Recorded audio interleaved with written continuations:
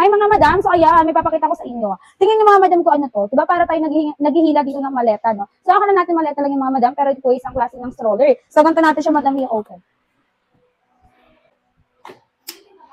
Ayan, so meron na nga po tayong stroller mga madam. Alam niyo ba, ito yung perfect for travel na stroller. Nung bawat gala natin ay kasama natin sa Bibi. Napakaganda po nito kasi meron na nga rin po siyang sunshade protection. Protection po ni Bibi sa araw or sa hamog pagkagabi.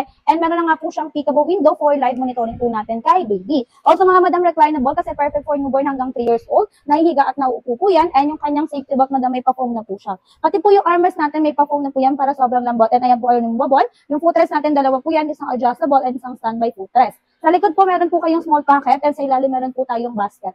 Total of 4 wheels po siya na umiikot ng mga 360 degree. Siyempre, hindi po mawala yung ating foot brake. Pag nakasap, hindi na nga po yan siya gagalaw or aandar. So, pag fold mga madam ko, dito lang po sa may pinaka-handle. I-slide mo lang yan, i-press mo siya sa ilalim.